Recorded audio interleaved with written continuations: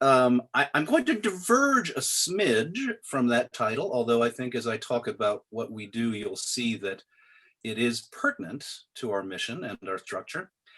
By kind of talking about my macro goal today, and this has to do with what we're going to be doing together in the second hour. Um, what I really wanted to accomplish today was to have a conversation after having introduced the organization and having talked about some of what I think makes our organization interesting, based on volunteerism, based on the principle of digging in to give back to the community, based on principles of coalition building. I want to have the second hour kind of about some questions I would pose and some hopefully participation from everybody here. And I have two animating questions, both based on a belief I hold that people who are progressives and people who want to get more involved in their community have two obligations. One is to identify what their volunteer bliss is and to tie that volunteer bliss to an organization that they can work with very closely and intimately. And two, having found a home in their community, my second question is, have you identified ways in which you can deepen and broaden your involvement to help that organization grow and serve its community more effectively? Mm. In talking today about the Hollywood Food Coalition, I'm kind of wanting to talk about how my own journey with the Hollywood Food Coalition is an exploration of those themes. And in that sense, I kind of want to tie the talk about what we do with that broader conversation about what y'all do. And I really say this at the risk of sounding very pretentious, and I don't want to be. It is entirely possible that everybody here is incredibly dug in to work with a not-for-profit or a community group that they love and adore, and they are working to maximum capacity, and this has no pertinence. If that is true for you, I bless you and I celebrate you. My experience is that most people, not all, but most people are either searching to find a place that they can call home, or they are searching for ways that they can build a better home, build a better home for themselves under the house they're living in, talking about community groups. That's going to be kind of the focus in a way of the second half, but it's also going to be a lot about what the first half of this conversation is about. And the other risk I'm kind of taking is I'm an actor and consequently a storyteller. I don't have any slides. I don't have any visual aids. I don't have any statistics. This is kind of a narrative about how I got involved with the Hollywood Food Coalition, why it spoke to me, why it slammed into my needs as somebody who wanted to be more involved in the community, and how I kind of took that hunger to build it and try to expand its mission and scope. And I don't, again, want to be self-aggrandizing, but I do need to kind of talk about me within the context of the Hollywood Food Coalition, what my goals were to try and figure out how I could play a role to effectively grow the not-for-profit I chose to work with. That's a lot of what animates me as an activist. It's a lot of what I want to kind of keep this conversation focused on. So with that, I'm going to tell you a little bit about me, and then I'll kind of bleed into talking about the Hollywood Food Coalition. I was an artist, actor, teacher. I started a acting school in Seattle. I started a theater company devoted to adapting fiction for the stage. My initial passion as somebody who wanted to be involved in the community was to do it through the arts. And I did that for many years. I moved to LA in part for personal reasons, in part because I felt like I was ready to kind of move on and do some different things. And while I continued to do theater, I also kind of had a conversation with myself in the mirror, the kind of conversation that I think everybody needs to have all the time. Am I fulfilled by what I'm doing? Or do I need to change direction? And I really had to be very honest with myself and say, although I always loved acting and I loved theater and I loved that sense of how the arts is integral to how a community grows, it wasn't quite feeding me enough, and I had to change course. So I started volunteering for social service organizations. I worked for 7 years with an organization called the AIDS Service Center, a one-stop shopping center for people who had HIV/AIDS. My father was a gay sailor. Growing up in the theater, I lost a lot of pals to AIDS. That was always a passion of mine. One problem with that organization is they didn't have a way to bring volunteers robustly to the table. That was another passion of mine, something that in the theater really animated me. Starting theater companies is all about bringing artists into a room and inspiring them to work together in all sorts of exciting ways. So after the AIDS Service Center, my questions were, how do I find a home that touches these two things, giving back to the community in a way that feels that it relates to the needs of people who are having hard times, and two, doing it in a way that allows me to activate myself as somebody who believes very much in bringing people to the table as volunteers, finding ways to get people involved. And I spent a long time kind of figuring out, how do I do that? How do I do that? I tried to do it in politics. That wasn't quite the right place for me. I looked around at different organizations. And the more I looked, the more I began to realize that the challenge of articulating what your needs, what your drives, what your passions are, and matching those to an organization that fits you is kind of a job in and of itself. Mhm. I eventually found the Hollywood Food Coalition, and I won't say it was kismet, but I was clear about what I was looking for. And boy, did they match me. Because this is an organization 34 years old that utilized, worked with anywhere between 30 and 40 volunteers every single day. It was essentially all volunteer run.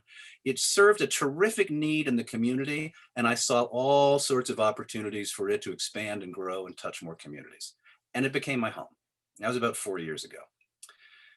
The Hollywood Food Coalition, 34 years old, was started by a gentleman, a wonderful gentleman named Ted Landreth. Ted essentially started from this premise: finding a way to directly address need on the streets required a hearty band of volunteers to pitch in and serve people where they are. And he started on the premise: get a small kitchen, get a small van, get a small cadre of volunteers, make everybody that you can possibly touch in this one site, this on the street site, make them a nice meal every single night, 7 nights a week. And for around 28 years, that's what Ted did. He provided ancillary services, clothing, shoes, bus tickets, whatever, pretty much out of his own pocket. This was in response to a growth in homelessness in Hollywood and West Hollywood that began to start in the 80s. I'm sure those of you who are familiar with the homelessness situation know that for many cities, one of the great challenges is the homeless population tends to be segregated in skid rows. That's where the services collect. That's where the population is, in effect, either structurally, institutionally, or culturally housed. As homelessness began to expand, that population began to expand. We now have cities like San Francisco, New York, LA, where homelessness spreads out across the entire city. The Hollywood Food Coalition was one of the first organizations in Los Angeles that attempted to say, let's respond to the people who are living not in Skid Row, but here in these communities where there hasn't been homelessness before. And in that respect, I think they did a great service to our community by expanding our understanding that the service has to go where the people are. You don't take the people and put them where the services are. One of the things, though, that Ted believed was that everybody who could possibly be conceived of as a partner, be it a civic partner, be it a foundation, be it a corporation, be it a government partner, was by definition a threat. Ted had a vision of the organization as being really streetwise. And as wonderful as that vision was, it put a ceiling on how much we could grow, how many people we could serve, and the nature of the way those services could be provided. So about 6 years ago, a woman in our organization, Sherry Banana, who'd been a key volunteer for 20 years, said, you know what? I want to do more. For one thing, I want people to be able to come inside, sit down. I want to serve them a better meal in a nicer environment, and I want to expand the quality of the other services we are able to provide. Clothing every day, shoes and hats and tents and sleeping bags. She dared to say more, bigger. There's greater need. And she created a bit of an argument within the organization. It created a schism and a rift, and short story, Ted left and Sherry kind of took over the organization. So around 6 years ago, she moved us, 5 years ago, she moved us inside. In moving us inside, and a lot of what I have to talk about today are the challenges and the perils, the rewards and the risks of growth. She made a growth step. She said, grow this organization. The need is too great. Once she did that, we had to change. We could no longer be an all volunteer driven organization. We had to now support more staff. We need to rescue more food. We now had a physical plant, and we had to structure it differently. I got involved at a point in time when there was a tiny little board and Sherry was doing all the work. So my argument was grow the board, grow the staff, grow the mission, so that we can be seen, and rightfully so, as an organization that is attempting to grapple with need on the community at the largest possible level. And that meant that although we had a magnificent, and we still have a magnificent community dinner program where we serve all comers 7 nights a week, a terrific 5-course meal. We serve about 150 people a night, but that's the cap.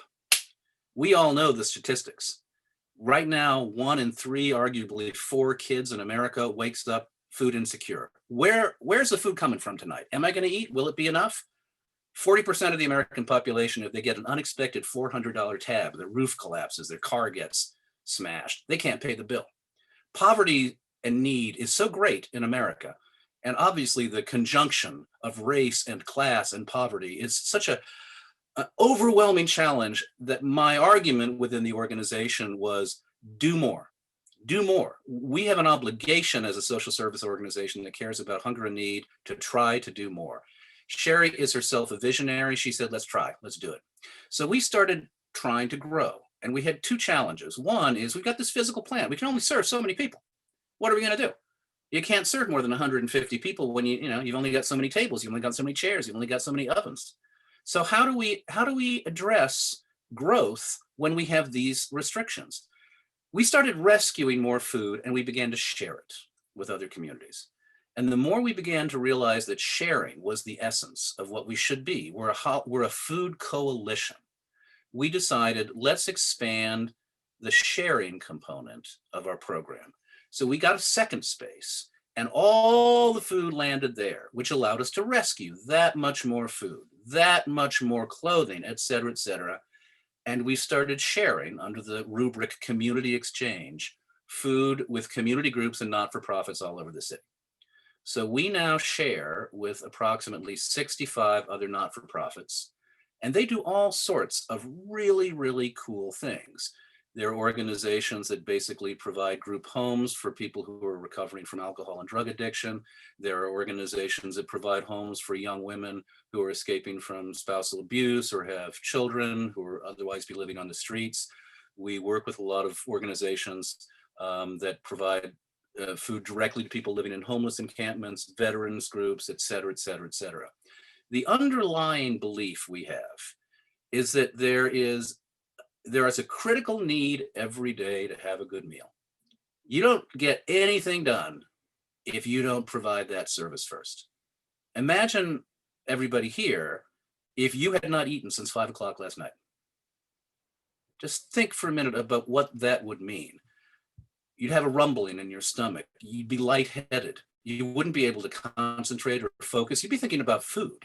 Well, imagine a program that exists perhaps to provide classes to kids who are living on the street, but doesn't necessarily provide good food. You don't get the classwork done if you don't have the buttress of food. So we started by saying, let's do a deep dive into the needs of as many not-for-profits as we can and create a form of a concierge service. So the not-for-profits we work with, we would identify really specifically what they could use. Some not-for-profits have kitchens. They can cook. They just don't get the food. For those organizations, we essentially talk to them on a regular basis and consistently and regularly provide them with the food they need to cook meals.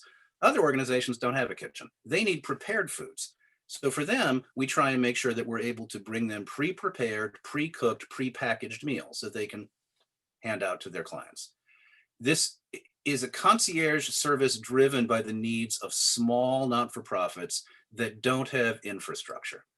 And a lot of what animates me on a social justice front is big organizations with big missions suck up a lot of the attention, a lot of the money, but there is a ton of amazing small organizations that are doing the work in the neighborhoods that aren't finally being supported enough. So one of the things that we're trying to do is say, let's go find those organizations that need a couple of things just to kind of keep their doors open, keep their people fed, and help them. And in so doing, build this coalition from the greatest need out. I want to stop along the way and kind of take some questions because I think it kind of breaks it up. And I also want to make sure that people are kind of tracking and grokking. So let me ask, clear questions? Anybody? I'm cool with just speaking up and raising your hand too. It doesn't have to be put into the chat room. So I have a question, John. Hi. So how would you describe the balance now between the work you do, you're still doing the nutritious meal a day, with the supporting the other nonprofits? Like, has that shifted is it like half and half, like what you do? Um, and I imagine once you go down that road, the work you're doing with the small nonprofits morphs because you're learning what people need. And then you're like, oh, we could provide that too. Yeah. So I assume this is like a journey, right? I mean, I think one of the great challenges, and I'm the president of the board, and I've played a pretty signal role in terms of expanding the board, is to try and make sure that the vision of the organization meshes so that people don't view it hierarchically. Here's the most important program, here's the less important program, here's where we should put our emphasis. To me, there is a whole, a totality of service in terms of what we're doing.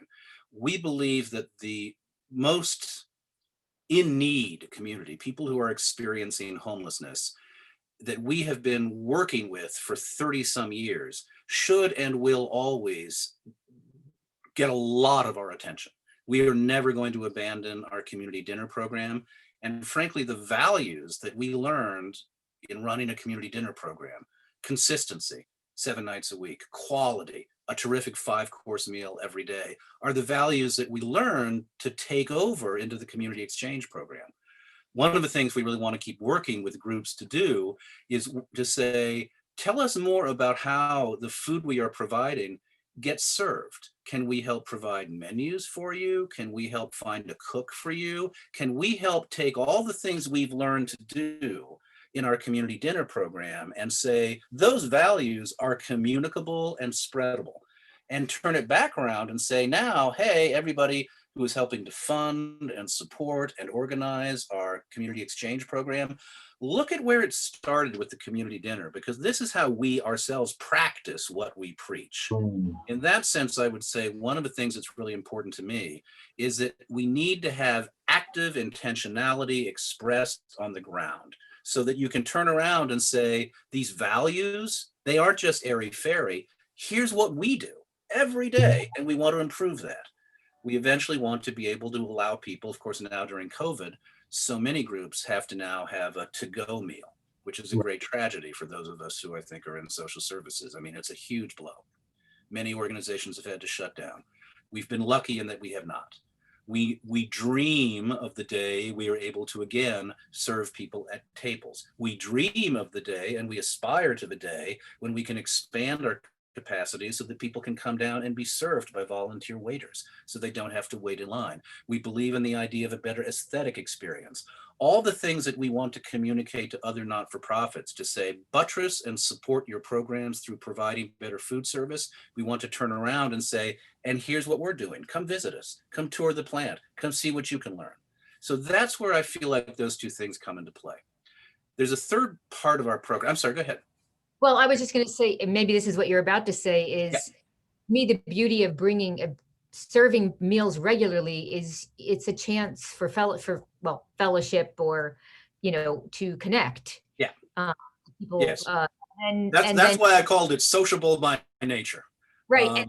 And also, I mean, so, okay, so, but to me, the even more added benefit is, and what you're doing is now you guys are intimate with these 65 organizations. Right. You know what they are, you know how to connect people to them.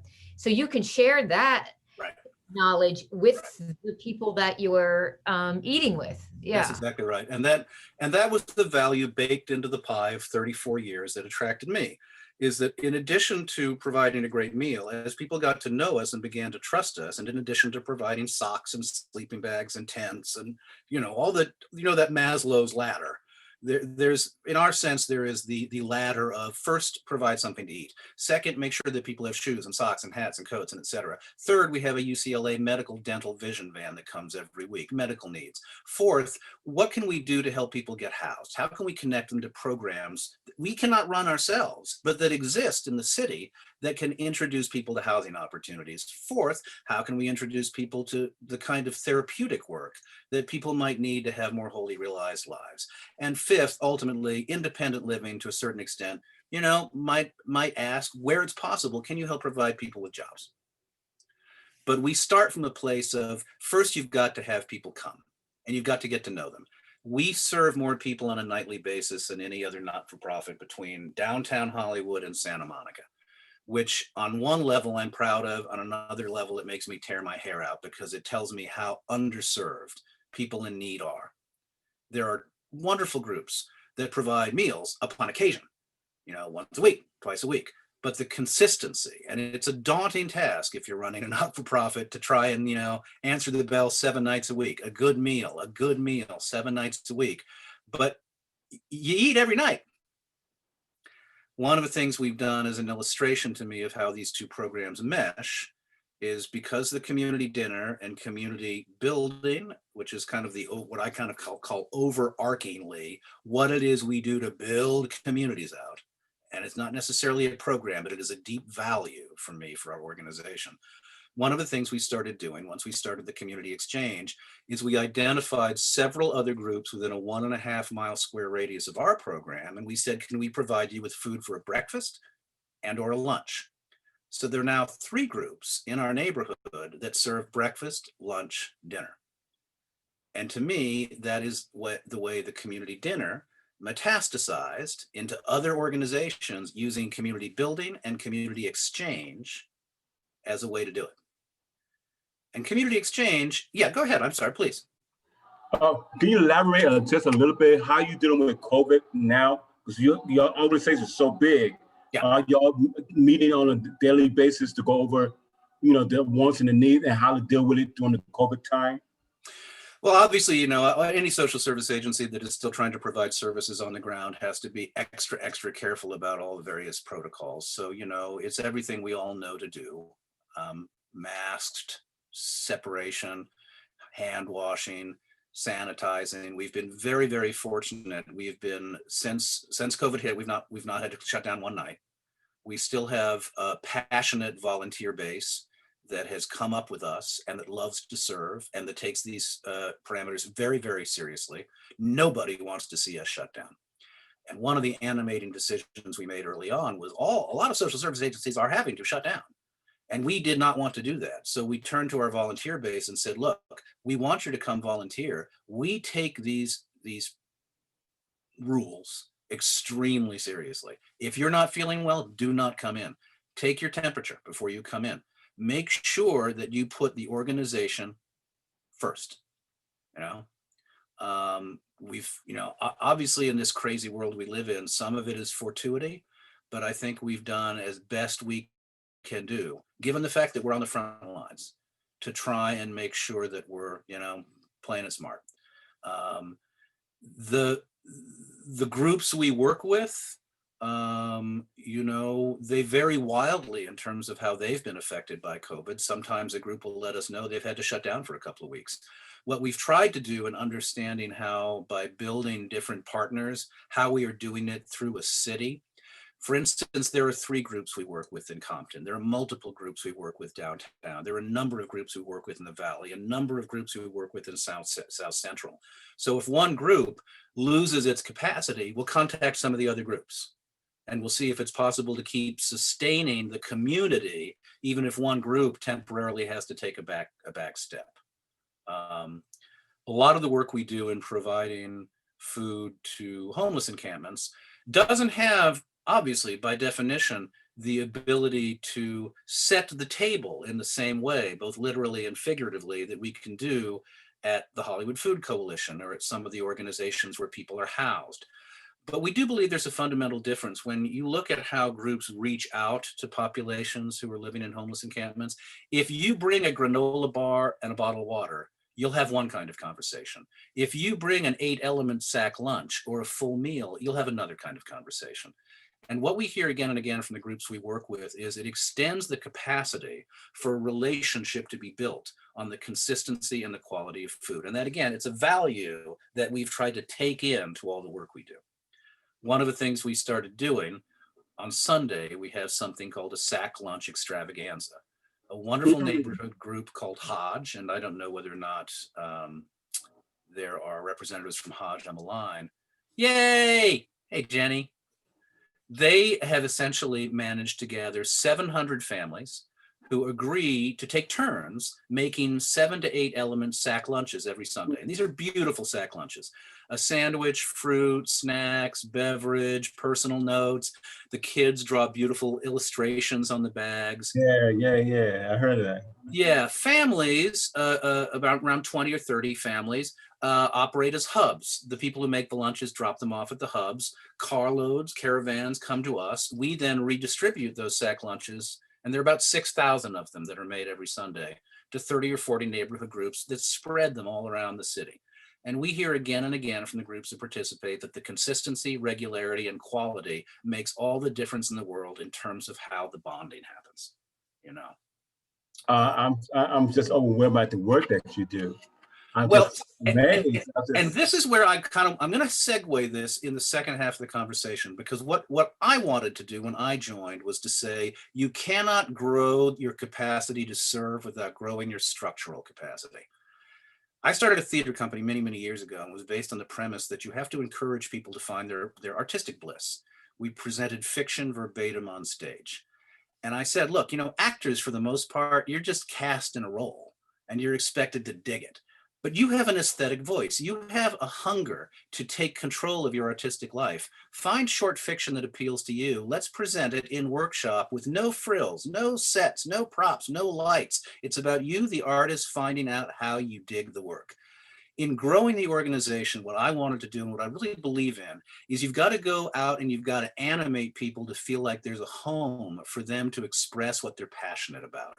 Writers should write. Designers should design. People who want to go out directly to homeless encampments and work with people who are living and experiencing homelessness should do that. Cooks should cook.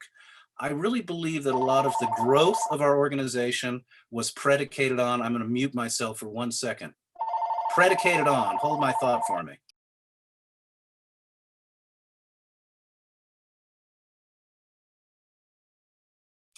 Predicated on people really feeling like there is a home for what they wanted to do. And that crosses all the boundaries. I wanted people to feel like they could participate in administration. So we had open board meetings for people to get to know the inner workings of the organization. My wife is supposed to get the phone. What can I tell you? She's working so hard upstairs. I said, get the phone, would you, if it rings? But that's right. From every aspect of this organization, to the dishwasher, to the person who writes our ad copy, our promo copy, to the development stuff, there's a place for people to fit in based on their bliss. David Livingston, I believe, is here. I met David because I was an actor on a show. He was one of the executive producers and one of the directors. And he now is our in-house filmmaker, along with providing any number of other services to our organization.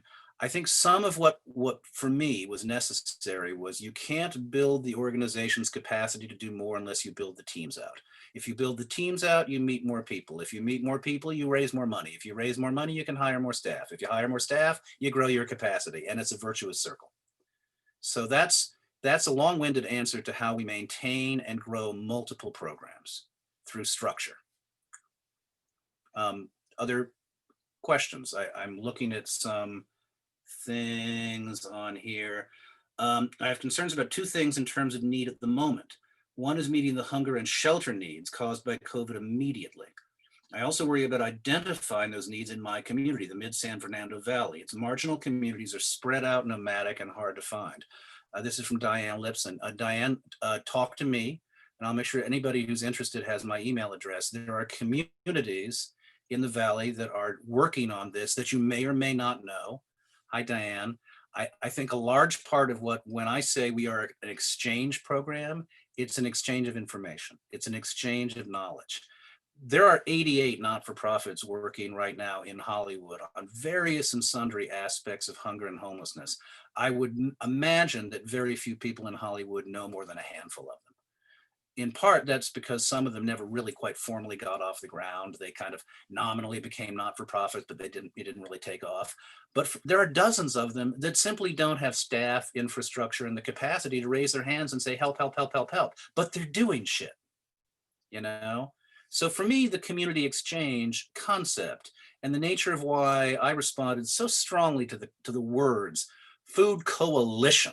coalition is because there is a coalition of knowledge builders that I think, and this is a social justice themed conversation, that to me, social justice is cooperation, community translated into action. And that's where I think anybody who is wanting to get involved in any way in serving the community, be it in education, be it in the environment, whatever, I don't think not-for-profits should silo. I think not-for-profits need to share. And they need to present themselves as shared entities to the political powers and the funding powers and the institutional powers that will help support us all. So in that sense, that's a lot of what I think community building is about. Yeah, Tracy? Yeah, I hear you there. I know that the NoHo Home Alliance up north, Yeah. they have this vision of like, I think it's, and forgive me, I'm paraphrasing, but like every 3 miles, there's like a pod. Yeah. There's a place that somebody could walk to within 3, and Yep. that's a beautiful vision. So Yep. I'm down here in the Miracle Mile. I'm working with a team at a church that I got connected with that was doing a great meal like you're doing once, but they were doing it once a week. But of course, COVID, we've been anyway. So we're small potatoes. But I am hearing you, and it feels like I've been looking for where's the network? How do we build that network down here? Like that vision of, because we hear about these people starving. Yep. So some people are getting fed, some people are not getting fed, and in order to see, for us to see where are we, who's getting missed, where are the blank spots, who's falling through the holes in the net, and it sounds like, this is the perfect. You guys have traction here. Like I'm like, where's the snowball already rolling? I don't need to invent a network, only to invent networks. Let's reach out and I'm looking to reach out and like connect with others and be strategic in how we're serving people. Exactly. I couldn't agree more. And that is very much what it interests me, animates me, and what I really have wanted to fight to see the Hollywood Coalition do more effectively is I think, building a mosaic is hard because every piece of that mosaic is integral, precious, difficult sometimes to fit into the overarching picture, but you need organizations that exist as mosaic builders, organizations that exist to say mosaics don't build themselves, So what structures can organizations help create that are intentionally designed to bring partners to the table? How is that built into the pie of an organization? At the same time, the organization, in my opinion, also has to effectuate change on the ground through its actual practice. It can't just be theoretical. Organizations that are all talk and don't actually feed people, I think, tend to kind of get dismissed. So for me, it is the double responsibility of an intellectual framework that is predicated on growth and expansion based on coalition building and the provision of daily services that is robust and quality. And I think those two have to go hand in glove, And as an institutionalist, my belief is that's how it sustains, because what you've done politically, pragmatically, is you've created a huge love in the community, that you are valued not just for what you do on the ground every day, but you are valued as coalition builders. All not-for-profits experience threat. All not-for-profits are hanging on by their fingernails. It's just the nature of the beast. Unless you become huge, you're always at the mercy of a key staffer quitting, a key funding source drying up, the guy who's been supporting you to the tune of 50 grand, 100 grand, 200 grand a year, suddenly going bankrupt or leaving town. You've got to have a support network. And that support network, to me, is predicated on the partnerships you build, on the community you create. If you are perceived as vital to your community will pull together and make sure you survive. And so I think that is also, to me, one of the key elements of creating a strong not-for-profit that has the ability to sustain and grow.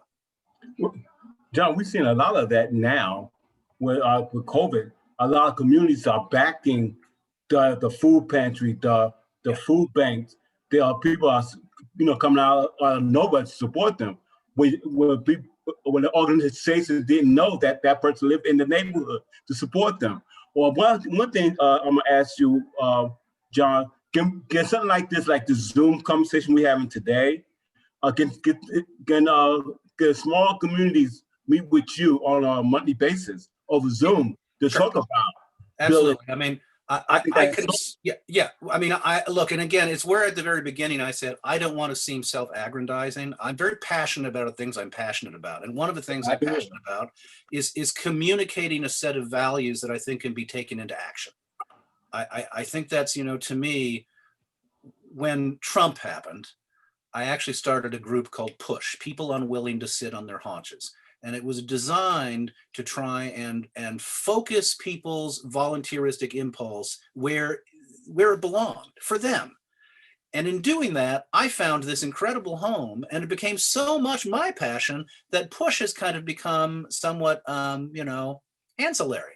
It still kind of exists, but my work is now everybody. If you're interested in this, I can help find you a home in this organization, because I think its value is so vast that you could belong here. But one of those things is that I am allowed through this method of communicating to talk about volunteerism writ large and food insecurity at the same time, which to me was what I thought this group was uniquely equipped to allow me to do. So yes, I'm always happy. I'm always happy to gab, as you can tell, with anybody. Hey, John, I got a quick question. Marcus Rodriguez here from Occidental College. Hi, Marcus. That's my wife's alma mater. All right, on.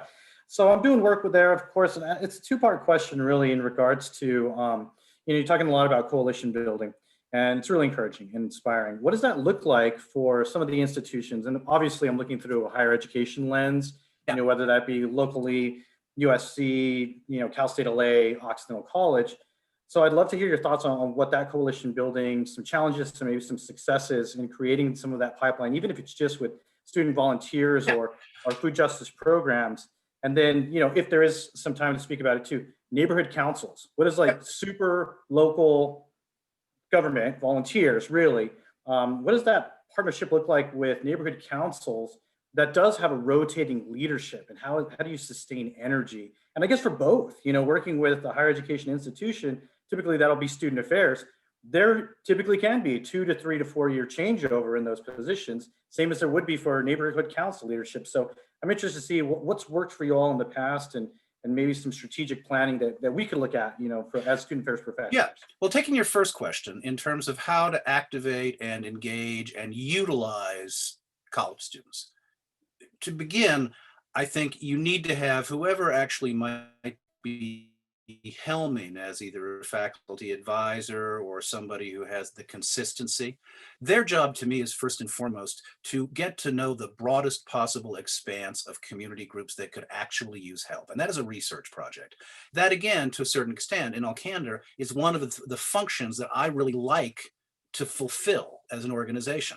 If I were talking to you, I would say, talk to me. Let me tell you about some of the groups that might be places that you should contact to find out if there's a need.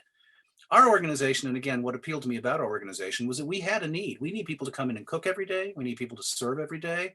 Now with the exchange program, we need people to come in and help cull, sort, process, redistribute food. We need people to drive all around the city and rescue food. We need people to find places where food can be rescued. Food detectiving is a big part of what I consider to be a very viable role for potential student groups. Lots of food is out there to be saved. One of the things we need people to find it, and we need people to save it, and we need people to know where the hell they take it. There are all sorts of ways that I think student groups can be involved, but one of the first questions is to say, I want to animate the thinkers. There are, in any group, there are people who are prepared to go, let me think about this, let me strategize, let me think about this. And then there are people who say, I just want to execute, man.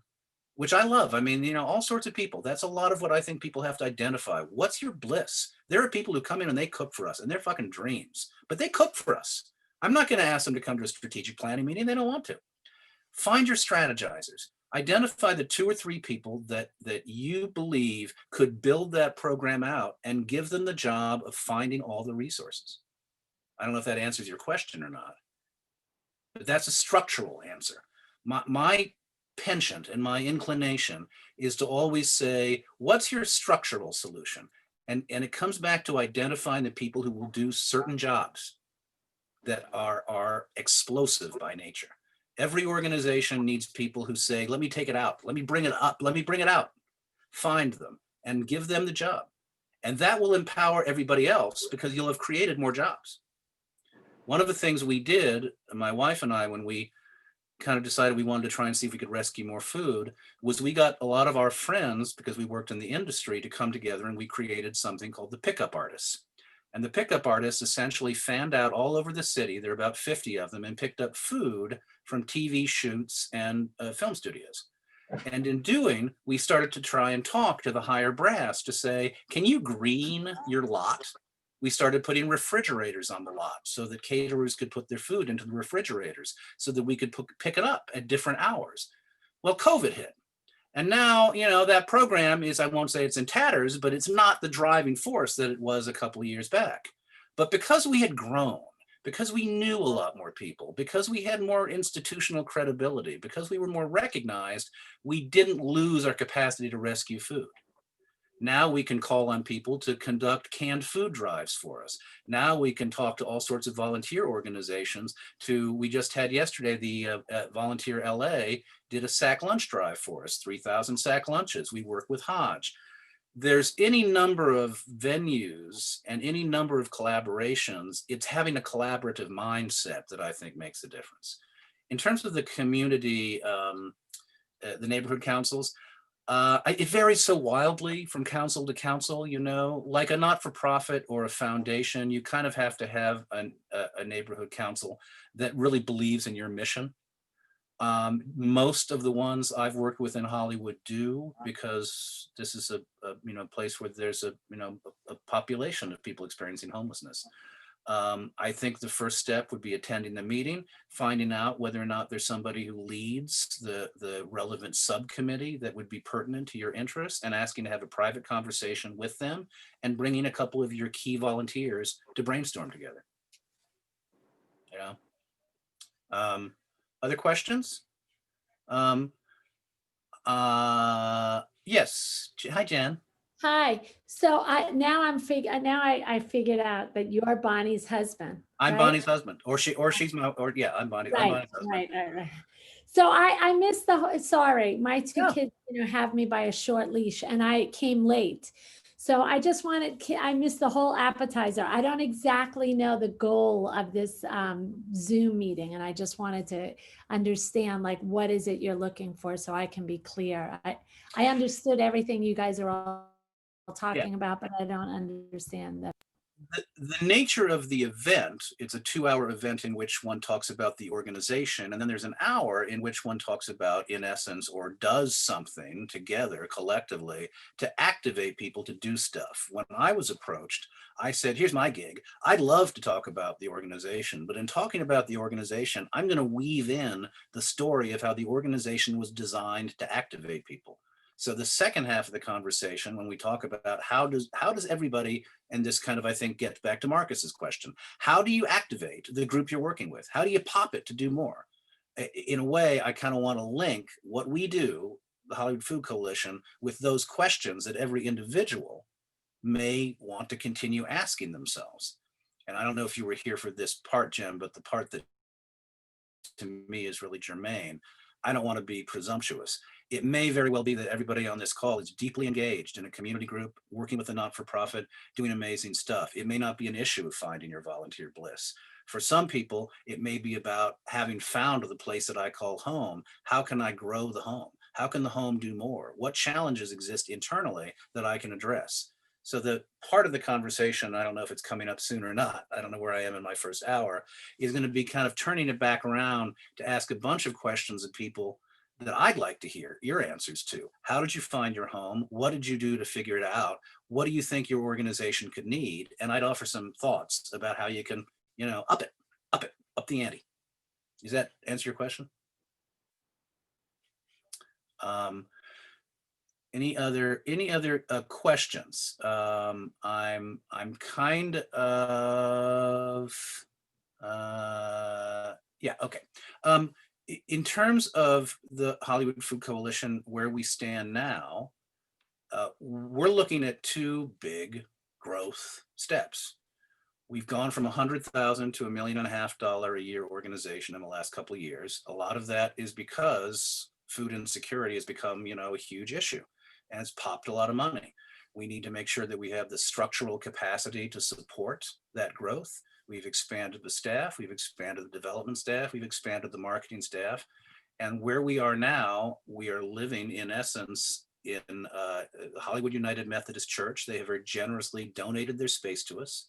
That's where the exchange program runs. We will be moving in March to our own new exchange home. We found a home. We are partnering with another not-for-profit called Hollywood Harvest. They're a nascent organization that came out of a neighborhood council, the Central Neighborhood Council, Central Hollywood Neighborhood Council. They have a program that is designed to bring groceries to housebound seniors. And their ultimate goal is to open a neighborhood grocery store. So we are building a home together. We're taking essentially an abandoned pawn shop that we are being allowed to let for a relative song for 2.5 to 3 years. The gag being that it's eventually going to be turned down and turned into some apartment house or whatever. We have it for next to nothing for 3 years. Some of what we're trying to do is grow together. So the next growth step is to move into a bigger space. They open a neighborhood grocery store. We sustain and grow our community exchange program. Simultaneously, the home we have where we serve our community dinner every night, that's on the Salvation Army campus. They've been wonderful. We're a secular organization. They let us be there, no barriers, no questions asked, but that's ultimately too small for us. So our challenge is to find another home for our dinner program. And for those of you who work in this field, and I don't know if there are others here who do, you'll know that one of the great challenges for any social service organization that's providing direct service to clients is NIMBYism. When you say, I want to build a new home somewhere, you know that you're going to have to face a lot of people in a neighborhood who say, hello, da, da, da, da, da, da. One of the goals for us has been, frankly, to build such a strong coalition of support amongst various politicians and foundations and neighborhood groups and activists that we can anticipate that and marshal our resources to speak back. And I think that's one of the other things that for me, it's tricky, because politics and the nature of how politics works, it comes into play if you're running a not-for-profit, if you're working on a not-for-profit, whether you like it or not. You have to have some kind of a healthy working relationship with the people who are the leaders in your community, and it can't be confrontational. It can't be antagonistic. It can't be like this, because whether you like it or not, you need pals. You don't need enemies.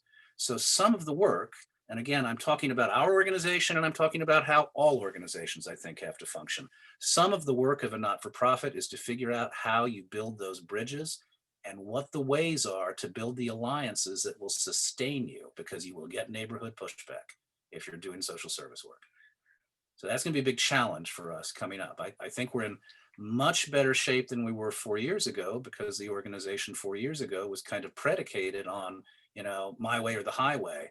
I don't want you, you corrupt bureaucrat, to stick your fingers in our pie. There are trade-offs in life. The trade-off of growth is you don't always necessarily get to fall in love with the people you have to rely on to be your partner. And that's, I think, one of the internal challenges when you're talking to a board is, not everybody necessarily loves the city councilman that you rely on for funding. Navigating that is a challenge for a not-for-profit. It's a challenge for us. I'm hoping that we'll be able to do it. John, have your agency set up a meet and greet for the people in the neighborhood around the new space? We don't have the space we'll be moving into for the community exchange does not provide direct service. Food lands there, goods land there. They are then picked up by representatives of not-for-profits. So we won't actually have direct interaction with clients. The eventual move that we hope to make from our kitchen at the Salvation Army premises to another home, we don't know where that home is going to be yet. And frankly, a lot of the work is identifying a bunch of different variables. How big do we want that campus to be? Do we want to bring other community groups in right out of the gate on the understanding that one possible campus might be a wonderful nightly meal engagement program and other social services, so that you're creating, as somebody mentioned, a hub for people who are experiencing homelessness. The challenge of that is that obviously there are more cooks, it's a bigger campus, it costs more money, it's more demanding. The pros are that it's a better service, and you might be able to attract more support because it's a more ambitious program. Not-for-profit is hard because you have to juggle a lot of balls. Starting a capital campaign is going to be a challenge. We are another year or so away from having the elements in place to allow us to do that. One of the things, I got to be honest, and this is the thing I'm always interested in having very frank conversations. One of the things, I hear it, I understand it, you hear a lot from people, is mission creep, mission creep, mission creep, be aware of mission creep. And I get it. And on the other hand, there's also need through the roof. So where do you balance these conflicting voices in your community, on your board, in your organization, in your family, between mission creep, doing too much, what are you, nuts, you're crazy, you're gonna kill us, la la la la, and but the need. It is an inherent tension, I think, in every not-for-profit. And one of the questions I always have for groups, for not-for-profits, for people who work for not-for-profits is, how is that tension being managed internally? How is it being spoken to? You know, what does your group see as the challenge between fear of mission creep and not responding to the need? Because growth and the challenges of growth and the internal mechanisms you have to create to promote growth, but in a pragmatic way, are really, really demanding. We're engaged right now, David's on the team, in a strategic planning process. It's the second one we've gone through. It's retreats, it's board meetings, it's conversation, it's argumentation, it's discussion. The ED has to be heavily involved. You've got to have a lot of board support. If you're going to grow, you got to grow as the team. And you can't grow as a team if half the team is saying, you're nuts, I don't want to do this. No. That's a structural challenge. Some of what I think people who are deeply invested in the organizations they are working with might want to ask themselves is, do I have a role to play in helping this conversation launch, so we can find out, do we want to grow or not? Let me just see, are there any questions? In terms of rescuing food, do you all engage in neighborhood harvesting? We have at least a dozen citrus trees that I could arrange for, I'm pretty sure. We accept all sorts of donations. So yes, if Diane, you were able to help facilitate that, we would be delighted to have the produce. There is a wonderful group called Food Forward that came into being as a group that rescued fruit from fruit trees. And they are now one of the largest food rescue organizations in the country. One of the things, talk to my neighbors and the management where I live, and I will try to arrange something. I just want to make sure I have the right email address for you guys before I leave today. I will enter it now, and there are different schools of thought on this. I always give you just my address. So I love to talk to people, and I'm always happy to be spoken to directly. The organization, I will give you the website address, and that will also, steer you through into other channels potentially. But I'm not in the least bit shy about gabbing with people about ways they can get involved. So I'm going to put my email address in first, and I'm jab2060@aol.com, as well as John Billingsley@hofoco.org. Either one works. And it's a lovely idea. And to be honest with you, that's one of the things that I'm really most proud of and impassioned about, is there's so many ways, if you're interested in food rescue, that you can be involved just in that way. It's harvesting neighborhood trees. One of the other things that I'm a great believer in is that you can identify 20 or 30 friends, call them up, say, hey, would you have a couple of bags of groceries on your doorstep at 9:15, 10:30, 11:45? You spend the day driving around, having a quick chin wag and a cup of coffee on the stoop with all your friends. You deliver a carload or 2 carloads of groceries to a neighborhood food bank. It's easy, quick, and it also is sociable. Sociability to me is so baked in to what I think the provision of services should be about. Let me just finish this. hofoco.org.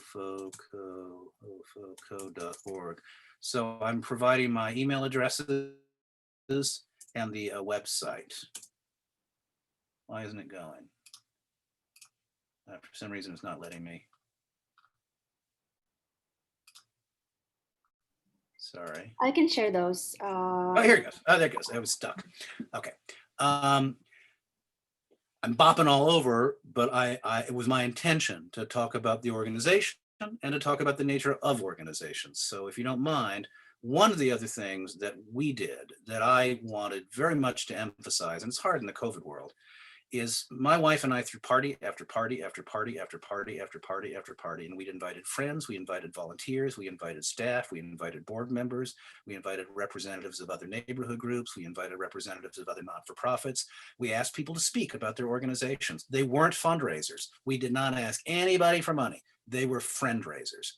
What we did ask people to do was to talk about what they do. We asked people to talk about their mission, and we specifically said, tell us how you can get involved. Give me an action, give me a specific action.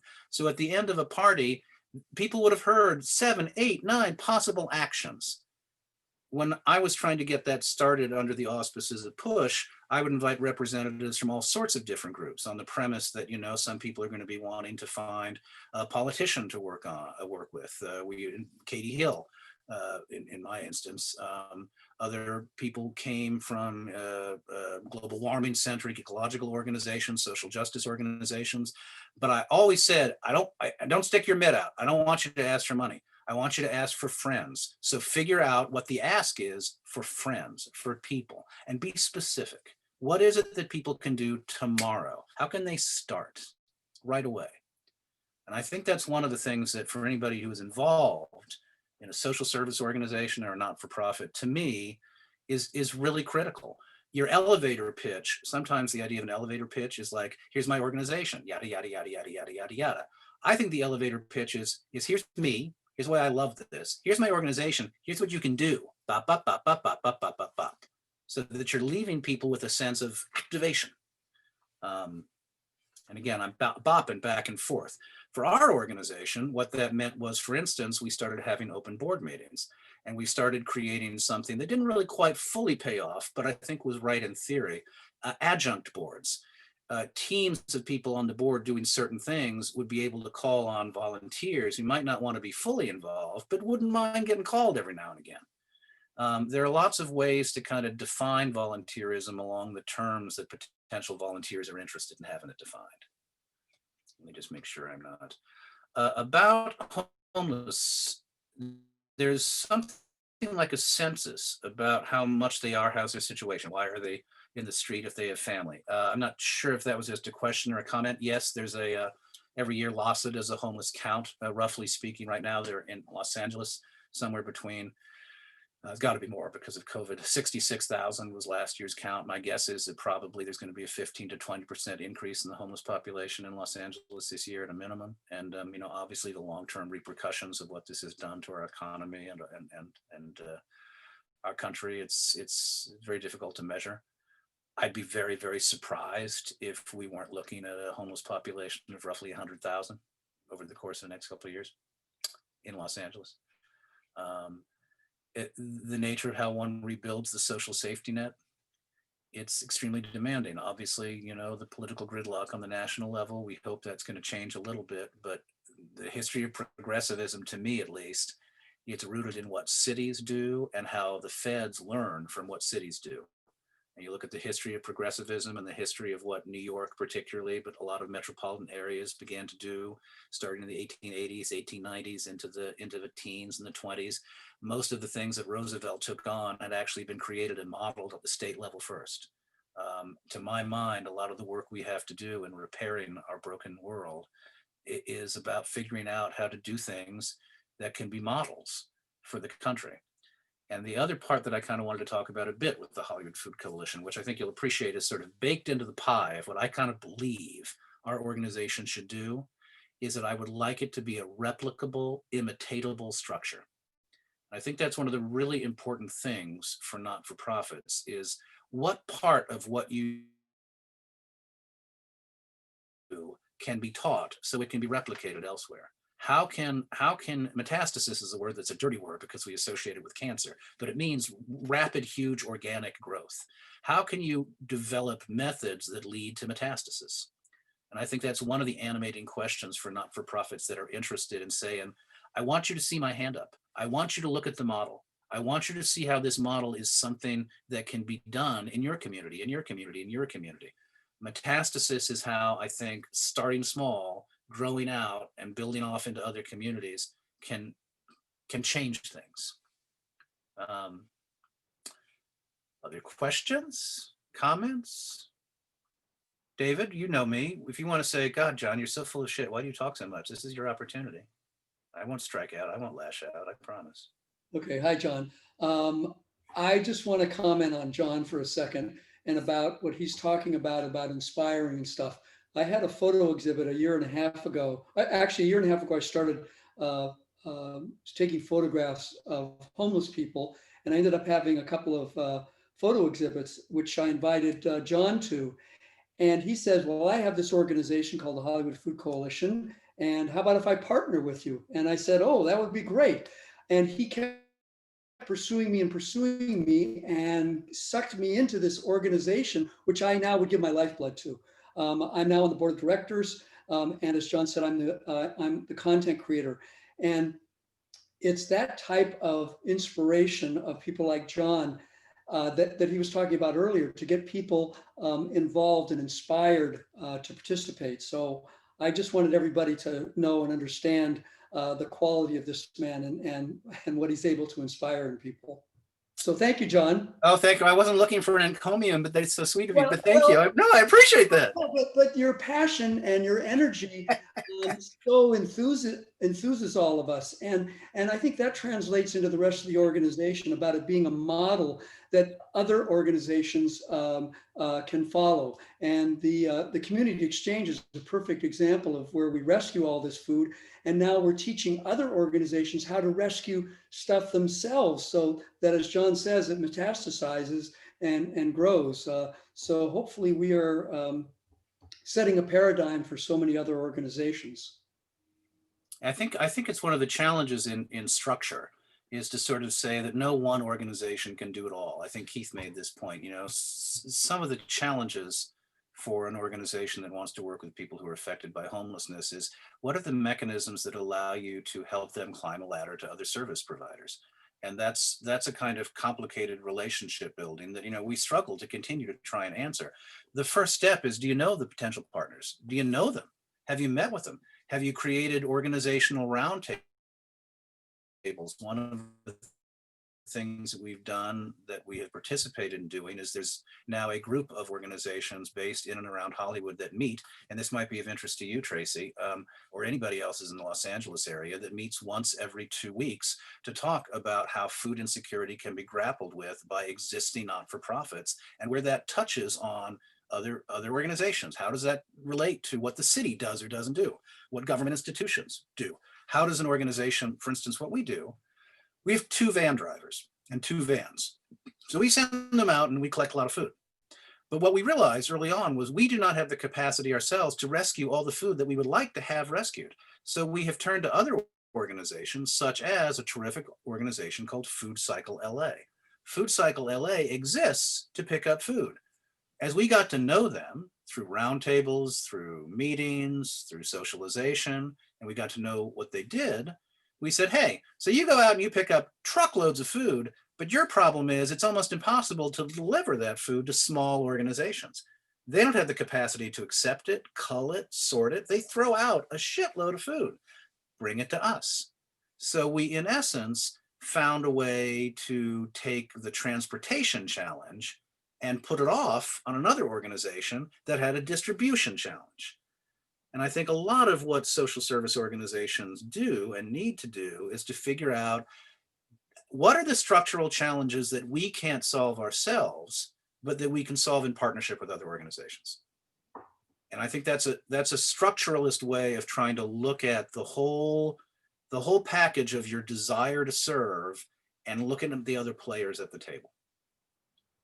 And it's challenging, obviously. Questions, thoughts? Yes, hi, Tracy. Hey, so what is this? Yeah, I'm interested in that group that meets 2 times a week. How do you connect? How do you get connected up with them? Is that open or? It's open. Connect to me and I will hook you up with the woman who runs it. There's also every week on Tuesday, there's a wonderful organization. And again, this is kind of perhaps driven a little bit more towards people who are in my neck of the woods, called Hollywood Forward.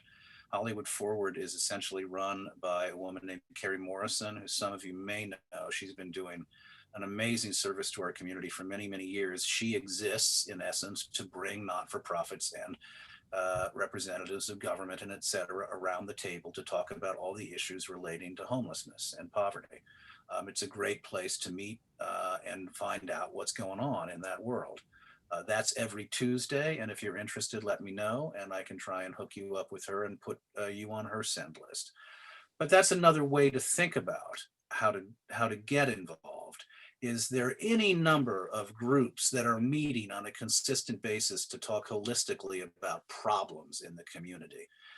Whatever the issue might be, I guarantee you, people have figured out how to come together around a table and gab about it. One of the things that I always kind of recommend is, once you've figured out what it is that interests you, find the places to gab. Find the places to gather around a table and gab, and you'll find out who you are drawn to and what mission you are drawn to, and you can take it from there. Just start, some of it is just the Google fingers, but a lot of it is I think, frankly, it's word of mouth, word of mouth, word of mouth. If you start asking your friends, pals, colleagues, hey, this is something that interests me. I've always wanted to teach in the prisons, and I'm interested in finding out how I go about doing that. Do you know anybody who's done that? Do you know anybody who might hook me up with an organization that can help me figure out how to do that? Ask and ye shall receive. Cast ye bread upon the waters, right? I did that years and years ago. I for some reason, always wanted to teach drama in the prison, and I didn't know how to do that. So, I contacted one of the prisons in Seattle, and they kind of gave me the runaround. And I said, all right, well, I'm not sure I'm getting the help here, but I know you do this. So I just put it out to the broad community of Seattle actors. And I got tons of responses. Oh, you can go here, and there's this program, and la, la, la, la, la. There are a bajillion ways in to service based on your desire to serve, I think. Other thoughts, questions? I've kind of, I think, now bled into the second hour. Haven't I? Nobody said anything. You're just going to let me. Yes, you are. Second hour. So I want to kind of flip the script a little bit. Are there any other questions about the Hollywood Food Coalition? Do you have a sense of who we are, what we do? I don't want to, Well, John, Yeah. Can you address maybe what the bang for a buck, and that is volunteerism, and how that is the fundamental underpinning for the organization, and what extraordinary things we can do as an organization with very little staff and based on volunteerism? Yeah, I mean, I volunteered my first day there. I made a fruit salad, and I was the slowest fruit salad worker they ever had. But because I was there and I saw this amazing community of volunteers who were making this amazing meal to serve 150 people, and the music was blaring and people were having fun, and I stuck around and I served, and the intimacy, the connection that people who were serving had with the population they were serving was so affecting that I wanted to get involved. And I always joke, I was a fruit salad maker and now I'm the board president. So anything can happen. Be careful what you wish for. That's right. That's right. But the thing that has always struck me is that, one, there's a siloing that goes on in this world. We as human beings kind of, we particularly now in this atomized world in which we spend our time in front of screens. What changes us as human beings is the nature of the way giving back and working with populations that we would not normally encounter. It broadens us and deepens us as human beings. My favorite movie is It's a Wonderful Life. And I think the nature of what that movie was about, the nature of how giving back opens your heart to a level of service that you had no idea, and it's a virtuous circle. Mhm. which is why I was so attracted to an organization that demanded, in essence, 30 or so volunteers every single day. We can't do the work if we don't have them. So, you know, to me, here's this organization that is predicated on service, that proves the value of service through its functionalities every day. And that rallied me to be like a, you know, Excelsior guy when it came to speaking to groups about volunteerism. It has changed my life. I'll say that. And I've been a volunteer my whole life. This group specifically, because the nature of the depth of potential involvement is so much deeper than any other organization I've ever worked for, has been particularly important to me. And I'm talking more than I'm asking, so I'm gonna get to asking soon, but I do want to say one other thing, which is that one of the things that I have found in bopping around down the years and working with different groups, not every not-for-profit knows how to broaden and deepen its ability to use volunteers. And a lot of not-for-profits think about it as a hassle. I loved the Age Service Center, but they never really quite were comfortable with my ambitions to encourage more volunteerism, because for them it was like, this is going to be a hassle. How do we train them? How do we find them? Can we utilize them? Is this going to be make work? My argument that it will transform the quality and the depth of your service the more volunteers you bring in was not always met with open ears, because organizations have an understandable fear of putting more work on their plates, which I get. I really always ask people who are involved with not-for-profits, have you found out what they believe in their heart of hearts is the value of volunteerism? And can you get them to be honest? If you are working with a group that doesn't really want volunteers and you are a volunteer, you may be at cross purposes, your heart and the scope of mission of the organization you're working with. One man's opinion. So I'd really love to find out a little bit more from you guys. And I had a couple of questions. What I wanted to start with, I don't know how many people kind of got this, like, you know, worksheet, for lack of a better word. Nonpartisan. And it's here. Thank you, Irina. Finding a home worksheet.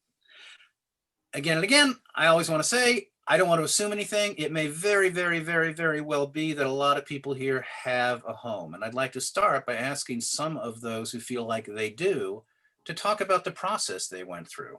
How'd you find it? What was it that led you to the particular home you found? What questions did you ask? I kind of like to ask people to, you know, a couple of minutes. I'd like to hear your stories. What brought you to where you are? And let me say this before I hear from people. This is an opinion I have. When I meet people at parties, yada, yada, and you say, oh, what do you do? I'm asking as much about what brought you to what you do as I'm asking about what, strictly speaking, do you do? To me, the confluence of who I am and the thing I do makes a person interesting and grabs me and compels me. When you're going out into the world to try and, you know, I hate to say proselytize, but when you go out in the world, and if you're involved with an organization and you want to spread the word and maybe get people involved, I always think, talk about you first. How did you find it? What got you involved? What does it fulfill in you? What does it drive in you? So with that, I'd love to kind of open it up and hear from people who are comfortable, you know, talking for a couple of minutes. Yes. Hi, Diane. Go for it. Let me unmute. I have fibromyalgia, and I've had it probably since I was 6 years old, but it was only diagnosed in 2008. And I've spent a great deal of the time since 1993 on disability. So I know how important it is, don't I, to be on the receiving end of getting help when you desperately need it. When you're too sick to get out of bed and function and you have no idea why, and nobody can help you, if you don't have access to help, things do not end well for you. And I've been very lucky. I've always had all these amazing friends around to help me whenever I've needed it. And one of the things that happens when you spend a long time on disability is you start to feel kind of rotten that you're not contributing. And so I fell into doing this because I had a deep-seated need to contribute. I felt grateful for the help and I wanted to give back. And the first charity I got involved with was a charity called Hope, which stands for Helping Other People Every Day, through this beautiful woman named Julie Leaf. And they get together once a year with an army of about 300 to 600 volunteers.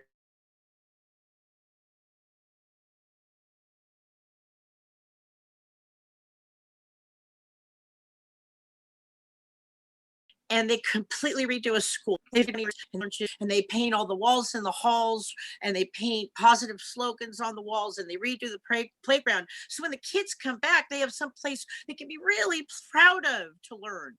That everywhere they look, it looks like somebody cares about them. And the other charity I got involved with is, you probably heard of this one, you know, the William Shatner Charity Horse Show? Mm-hmm. I have a cousin who's very dear to me that we were raised like brother and sister, and he's autistic. And I couldn't ever take him to too many places where he wouldn't be overwhelmed, but I could always take him to the horse show. Mm. So I started to volunteer there just to say thank you to them for that. And can I ask? Sorry? Can I ask you, Diane, what do you do with the organizations? What's your volunteer role? Okay, so when I do the Hope, I mostly sign up volunteers, and then I go sometimes from department to department to make sure everybody has what they need, sort of like just go for work, really. Mm-hmm. And then for actually this might be handy, but for the Shatner charity, I've fallen into doing craft services. Hmm. So they're very nice to us for volunteers, and they have a catered meal like at the end of the day. But for the rest of the day, you need somebody to do craft services for all the volunteers. Sometimes we have over 100 volunteers. And how did you identify, once you found the organizations you wanted to work for, how did you identify with them, working with them, how you could best serve in a way that kind of fulfilled you and fulfilled them at the same time? I tried to listen. So people will really let you know, I think, fairly quickly if they like the way you're doing a job and if it meshes well with the group. So I would definitely try to put myself forward in situations where I felt like my talents would be of some use. And then when I got that positive response, I concentrate in that area. Mm-hmm. Does that answer the question? Yeah, and thank you for the back and forth. I'm always curious because I think people's volunteer experiences have so much to teach us about what it is that. Are you feeling right now are you working with both of those groups at this point? Yes, one of the things I'm doing, that we were supposed to have our 30th anniversary horse show this year, and COVID tanked it. So one of the things I've been doing, since I can't go there and help, is just asking around for memorabilia. Like if there's an auction twice a year. Mm-hmm. So I got my old boss, Ann Spielberg, to sign a copy of the big poster, and they auctioned that off. Mm-hmm. And that sort of thing. Just looking around, I know a lot of people that work on a lot of different animation and cartoons, and that's really popular. Just basically, the only thing I can do right now is find stuff for the auction, so I'm doing that. And I'm curious, and these are just questions, and not in the least bit pointed to you. They're just questions that I find interesting to ask people about their volunteer experience. Do you have an ongoing relationship with the people who run the organizations? Is there a back and forth that helps you determine whether or not they want more of you, you want more of them? Is it hands off? Yes, well, the Hope charity is mostly once a year, and it's a big organization, and I just show up and do what I do. But with the Shatner organization, which is slightly more professional, if that's the right word, they're very there's a lot of dialogue starting months before, where you're not just filling out the forms for insurance, but there's a dialogue about what you want to do, what you can do, what you might be willing to do in a pitch, what hours are good for you. They block things out so you can work 3 hours, 6 hours, 9 hours, or 12 hours. Gotcha. They're very well organized. So do you feel unbalanced that by and large you have both found your homes and that you are working to what you would consider to be your ideal capacity at this point? Well, I think I wanted to do a little bit more. That's why I showed up today, especially since also for this June, I doubt the Hope thing will come together that quickly. And I wanted to do a little more. And I actually love the idea of hunting down food before it's wasted. Oh, great. I co-opted you. I stole you away. That's You told me poaching. away. Yes. I'm a great poacher I'm of a good volunteers. multitasker. Okay. The reason I ask is because, and I don't ever want this to sound like a pejorative, I think one of the hard challenges of volunteerism is to kind of continually look in the mirror and say, is it enough? Is it too much? Is this a home where I'm allowed to do more because I want to do more? Or is it a home that's asking me, forcing me to do more than I really want to do? And some of, I think, what animates us as volunteers is the desirability of the match between what's being called forth and our passion. And I'm only curious if as you're talking, do you believe there are ways for you to work with the William Shatner Foundation to identify more options for yourself? Yes. What would I'm those not, be? I've always had a good dialogue with the organizers, and I did not start out doing craft services. Unfortunately, the lovely lady who does it every year was very ill one year, so I took over. And I have a feeling that as soon as she's better, they'll throw me into something else. And I love that. That's fantastic. Because I have to be honest with you, the real draw on every level for me is the people. Mm-hmm. There are just the nicest people you ever wanted to work with. Yeah. At that organization, both organizations. It's a pleasure to be there. Yeah. It's a pleasure to be around people who like to give. Yeah. And that's honestly more than anything else, that's what keeps pulling me back. Cool. Thank you, Diana. That's great. I love that. Thank you so much. Of course. Somebody else who'd like to share their story of where they are, how they found it, what their process was by which they found it, and what their experience has been. Somebody else? So I'll say one thing out of the bat. If you're a volunteer and you're interested in getting more people to volunteer, conquering your shyness is pretty important. Well, John, Jumping in. Yes, David. I will add to what I said earlier. I have never volunteered up until I became involved with the Hollywood Food Coalition. And John talks about finding your bliss. I've now found that. I was in show business for around 40 years, and the videos that I do for media content for the Hollywood Food Coalition have been the most satisfying things that I've ever done in my life. They're little 1-2 minute videos for Instagram and other social media, but they're more satisfying than anything I've ever done before.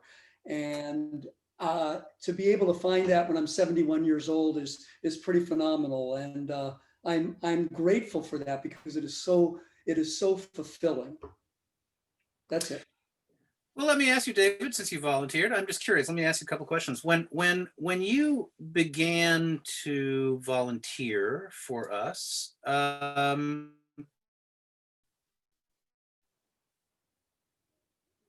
what were some of the animating questions that led you? I mean, actually, I should say, when you began to take photographs of people experiencing homelessness, that in itself was a volunteeristic impulse through art.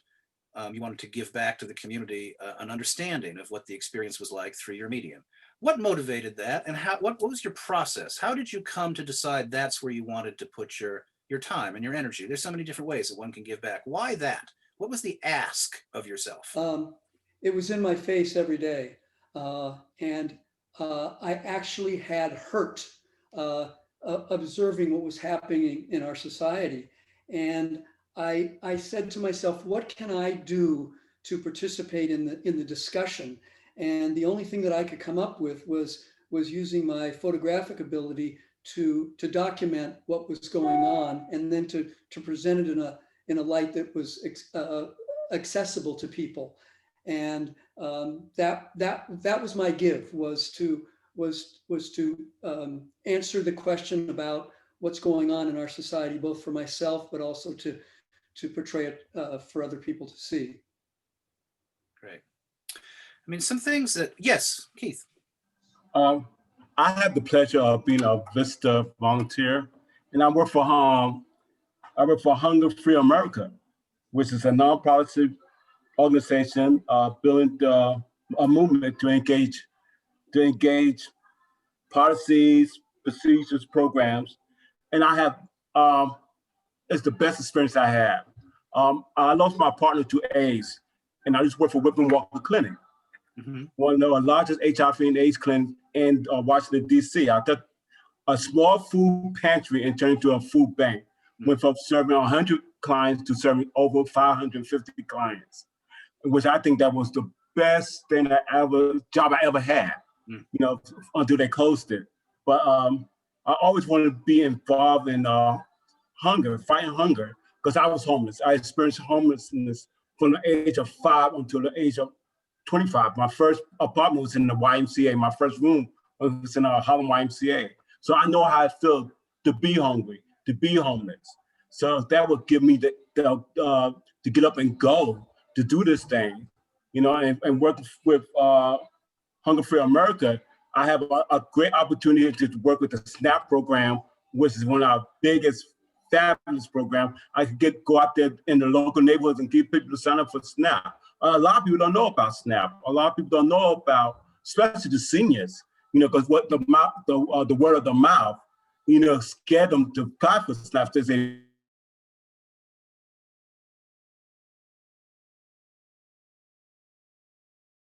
too much money, you might not get it. You might get $10 with food stamp. So each with them to go have lunch with them before you stand to sell a pitch to them about SNAP. Get to know them.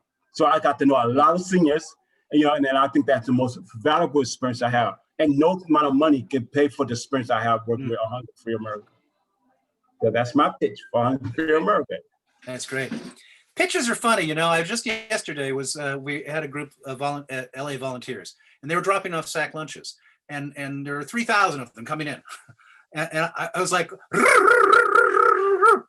and it reinforced what I've always known, which is that there's a 2-minute elevator pitch, and then there's a 15-second elevator pitch, which is like, I got to deliver this bag of groceries fast. I'm the president of the board of the Hollywood Food Coalition. We're a wonderful organization. We share food and clothing and et cetera to 65 agencies all over town, as well as serving a hot, nutritious 5-course meal to all comers 7 nights a week. HOFOCO.org if you're interested. And here's my name, John Billingsley. Look me up online. Get in touch. I got to go.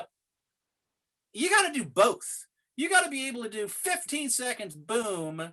And you got to have the ability to also, let's go out for a beer and let's just chinwag about my organization. Some of what interests me as a storyteller and as somebody who's really interested in trying to get people involved more, there are so many different kinds of stories that you can tell about yourself and an organization. And our role, to the extent that we're trying to build organizations. That might not necessarily be true, for instance, for Diane, the organization she works with that works 1 school a year and takes it apart from top to toe. They may not need or want to expand. If they did, and Diane was interested in being part of that process, then the story she would want to tell is geared towards, come to me, come to me, come to me, come to me. How you tell it. Is there anybody else here who considers that they work for an organization that is interested in expanding, that believes that bringing volunteers to the table is a critical part of the work, and who is interested in talking about their experience as having that obligation? Like Marcus, I think that kind of was a little bit about what you touched on earlier. Would you mind talking a bit about your experience? Sure, and I can sort of make it twofold in that as well. Introduction into some student affairs work. I started having a civic engagement and some community-based learning components added to what was going to be my portfolio. And so in doing that, it was administrative, a lot of contract. So what I started doing is started amplifying efforts of up-and-coming artists so that we could have noon tunes, and going straight to the community for that in regards to being out there in places that in Los Angeles, for example, there will be artist collectives that sometimes come out of a cafe that they like. So you think of even a Latinx group like Las Cafeteras, who are now much larger, coming out of these community spaces. And so what we were trying to do is amplify that through the work I was doing at Cal State LA. And so beyond that, when Eric Garcetti, now Mayor Garcetti, was the councilman in Silver Lake, we were approached to do a concert to replace Sunset Junction, which was a large concert. And so we started doing Silver Lake Jubilee. And so that was able to get this passion about culture and arts from a DIY level. And then what we started doing is just initially, of course, reaching out to these groups, making sure that we could bring community artists to the table. That's when I was brought into Garcetti's office at that time, because what he was saying is, I don't have a lot of money to put towards this, but I can run permits for you and make sure that you have everything that you need to shut down these streets. But go to the neighborhood councils. And the neighborhood councils have X amount of dollars to really, for this effort. These are resources that are available through Empower LA. And so I said, well, what's a neighborhood council? Let's see what this looks like. And so we did the tour of all the neighborhood councils in the area. And so much to your point, John, it was so different from group to group. And so we kept coming back to these areas and getting money. And so what you start seeing is, if there wasn't a subcommittee or there wasn't a position that was developed that was about arts and culture, then they were inspired to do so because up here, organization was doing that. And they wanted to be involved. And I think with this, again, goes back to your coalition.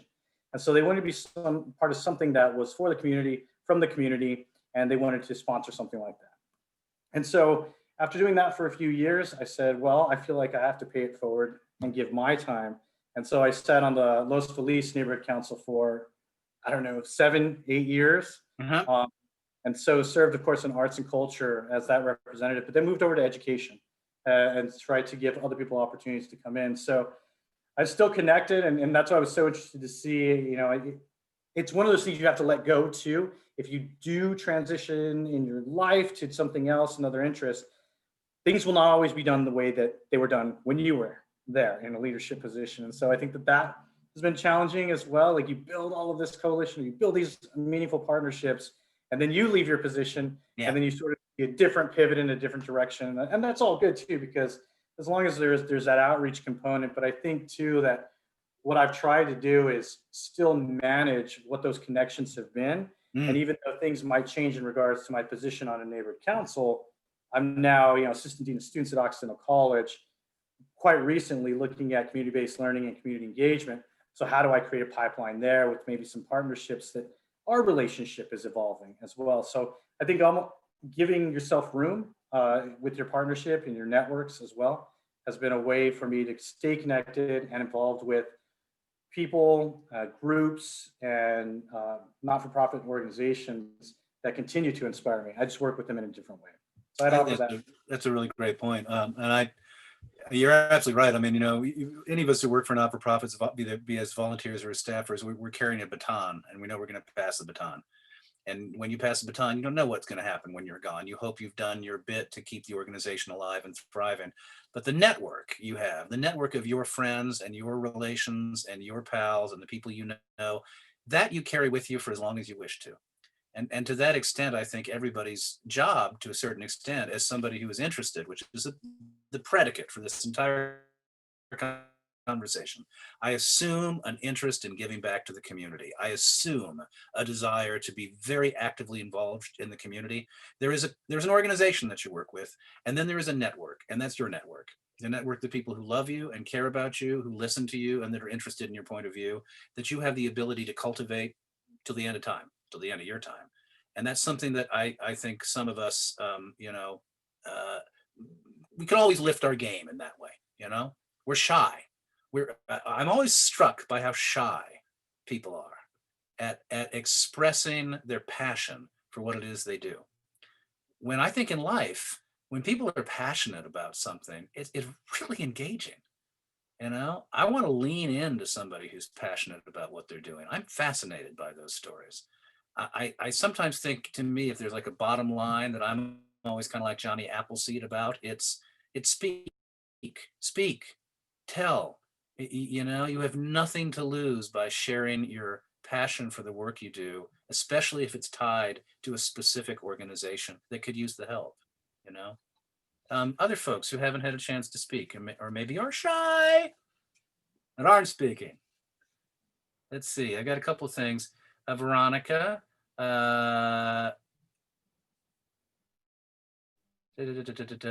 Little new here, thank you. In my country, I used to help kids teaching in poor schools, visited kids in hospitals, delivered food to homeless people. Veronica, would you be willing to talk to us a smidge? Or are you actually not here at all? Veronica, you're muted. Veronica, you little sneak. I know what you're doing. You're just sitting around drinking gin, pretending to be part of this conversation. Come on, Veronica, where are you?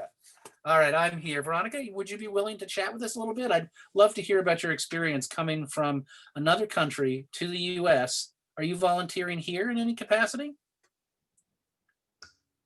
Ask to unmute. Is this something that you control, Arena? Veronica, can you unmute yourself? I think that's okay. If it's better just to use the chat, it's still fine. And okay, I'd love to, Veronica. I don't want to push you. If you don't feel like speaking, I totally understand. Volunteering now. Where are you volunteering, Veronica?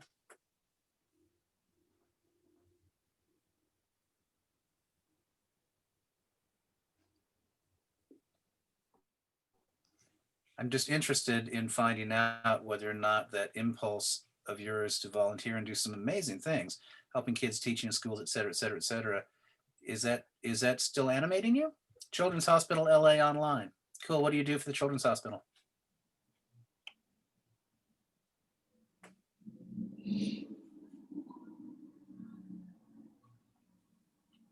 Ah, the modern world and technology.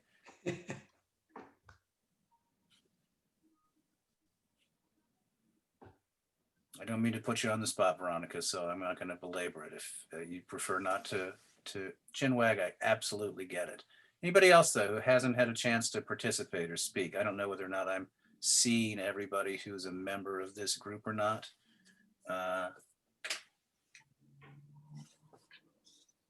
If not, these are things that for me kind of animate the decision to try and figure out, what do you want to do? Do you want to buttress a small organization and help it to grow, or do you want to find a larger organization and help sustain its efforts? Are you tied to a locality, to a region? Can you get involved internationally? Hunger, for instance, 100,000 more children die each month from hunger above the norm because of COVID.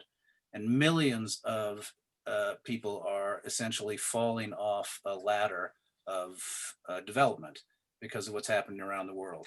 I'm always interested in people's willingness to consider working for organizations outside of their geography. I don't know if anybody here does that. One thing that I used to encourage people to do was to go through the New York Times just for a week and highlight every organization that does anything that is fundamentally virtuous, be it a foundation, be it a social service organization, et cetera, et cetera, et cetera.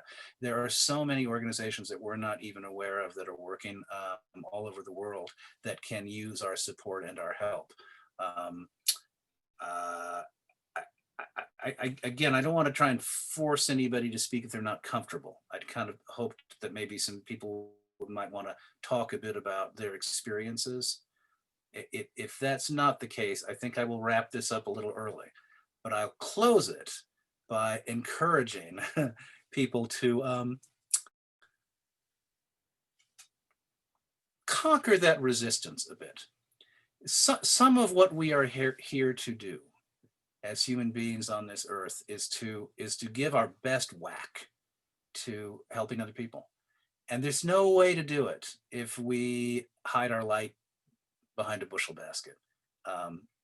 The opportunity you have to speak in a public forum, to get up in front of people, conquering the hesitations, it is not just about a personal challenge.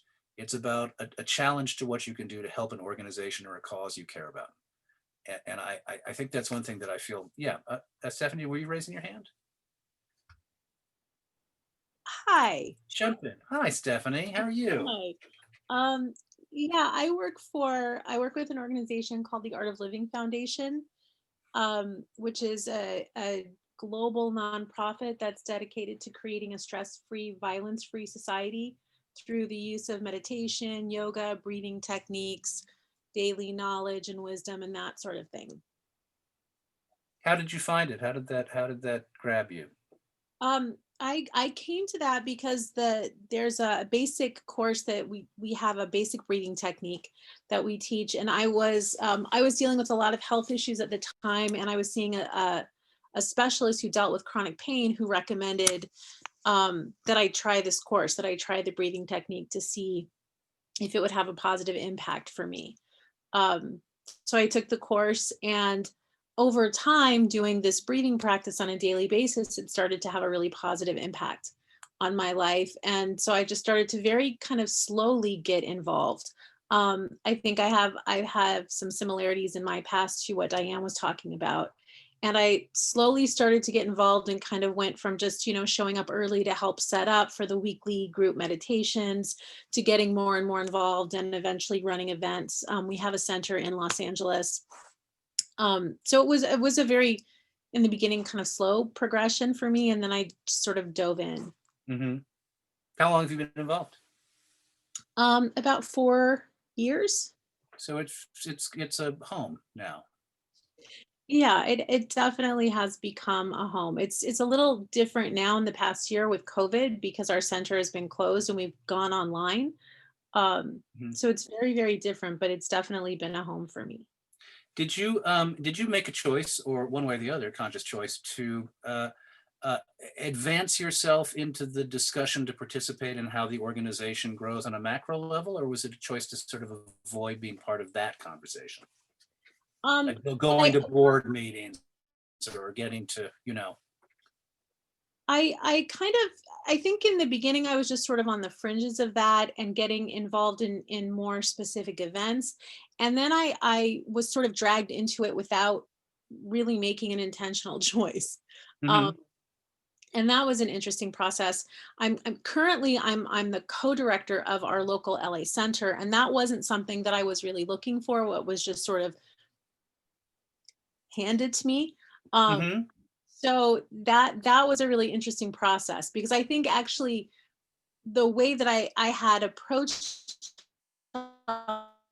was I wanted to be in the background. I tend to run things from the background and not be in the spotlight, and the experience in this organization of being kind of pulled more and more into the spotlight, which has certainly been interesting.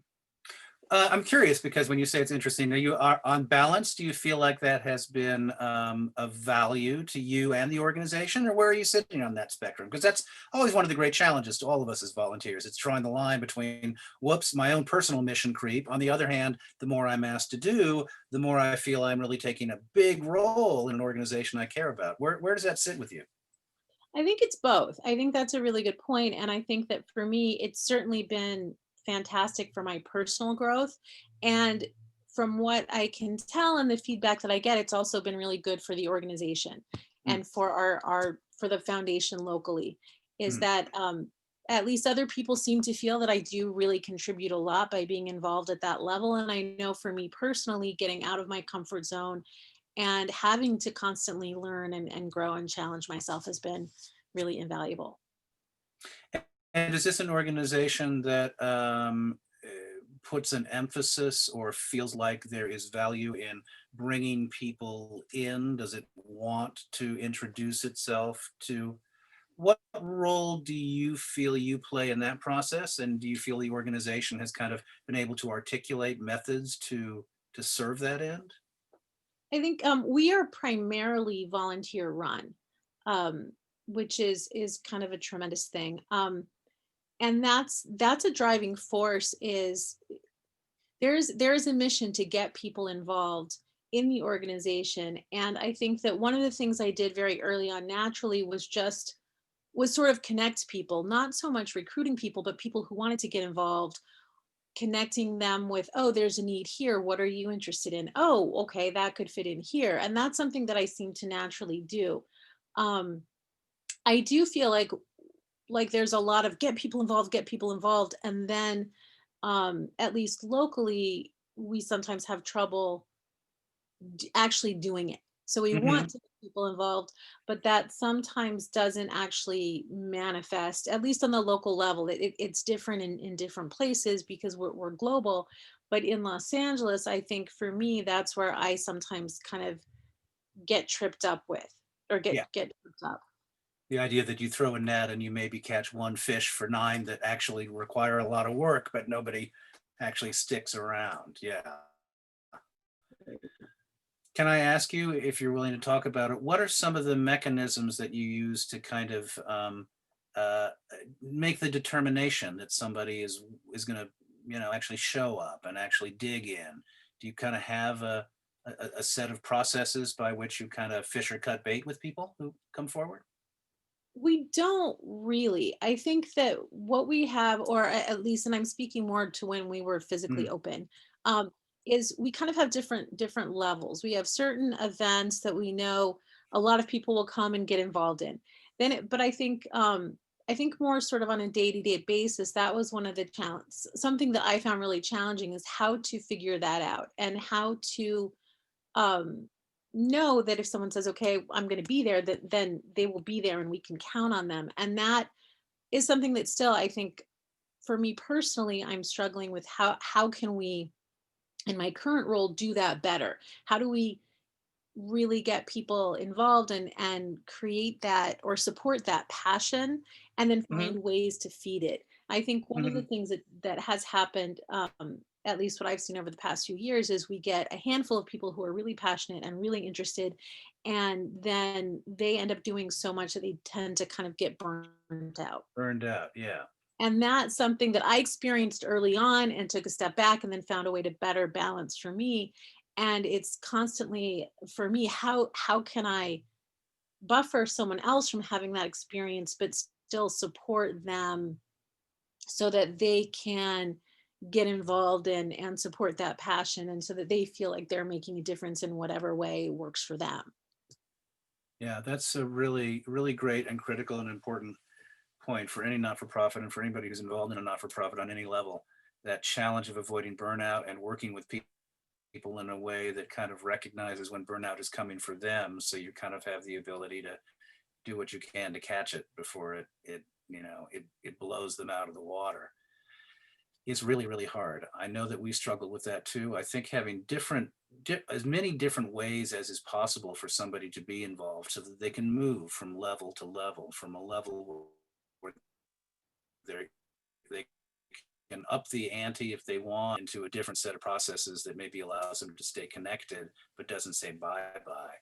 I think that's one of the challenges for not-for-profits as they grow, to kind of figure out like an accordion.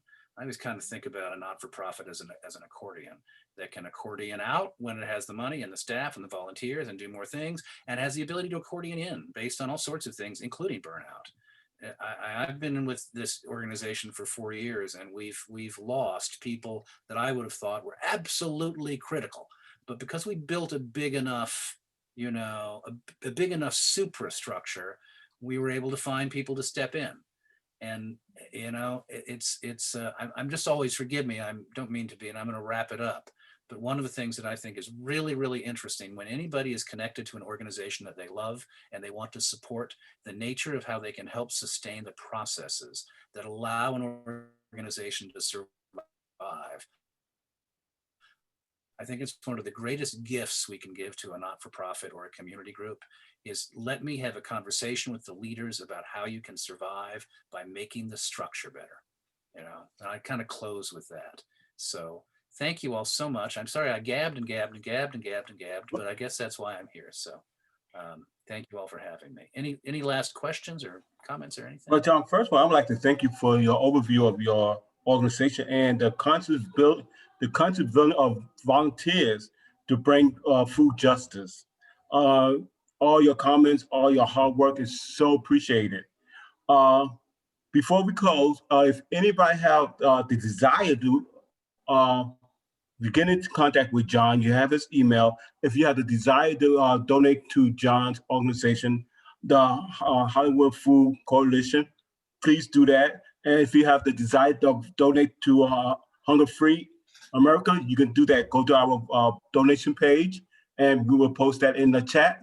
And it was wonderful meeting you, man. I would love to come to visit your organization one day. I'd be delighted. We'd be delighted, and And I appreciate the, reminder that, of course, donations are always welcome, but I also always end up in a conversation saying, as welcome as donations are, we want people to come in and help us cook, serve, share food throughout the city. So if you're Yes. interested, hofoco.org, you can sign up to do any one of those three things. And I'm always happy to talk to people about ways they can get involved with us on more macro levels. We have open board meetings every month. You can always attend. You can meet the people who run the organization. You'll find out a lot. I forget to mention this sometimes. If you are a member of a not-for-profit, I really encourage your board to at least periodically have open board meetings. Growing a board is really critical to growing the capacity of an organization to survive. And Yes. we think of a board as like, this ivory towered clack that sits up there and kind of spins their webs. It's just human beings doing the best they can to grow an organization they love. The best way to introduce somebody who might be interested in working with you is to meet the people who are doing this thing, building this thing that they adore. So, closing remark. Okay. Thank you. Yeah, thank you guys. Much obliged. Thank you, everyone. Irina, am I sticking around for some Perfect. further conversation with you and Keith? Yes, C'est yes. fini? Yeah. Yes. Mwah. So thank you so much, everyone. Thank you for participating. Goodbye, everyone. Bye. Bye. Nice meeting you all. Nice meeting. Bye-bye.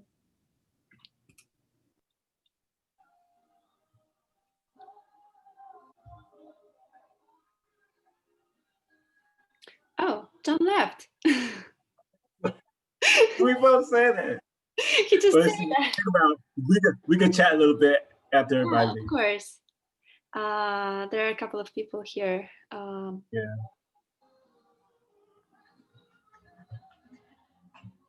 If anyone have other questions, they can ask them. If not, the workshop, we will conclude this workshop now. Well, I can.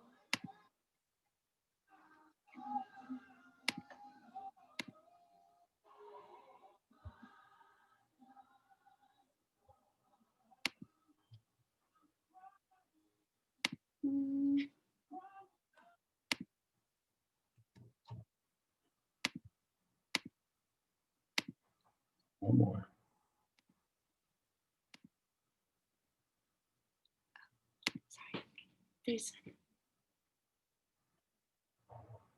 Yeah, thank you so much, Veronica. Hope to see you soon too. And sorry if we didn't want to push anyone to talk. So thank you for all your comments in the chat.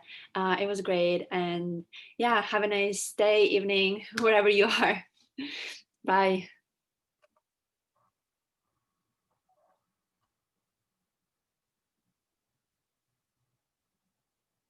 Okay. Sam, how you think? How you think it went? I think it was great. I think all the people that were in the conversation, they enjoyed it. The public was exactly what John was expected, I think, because all these people, they already had their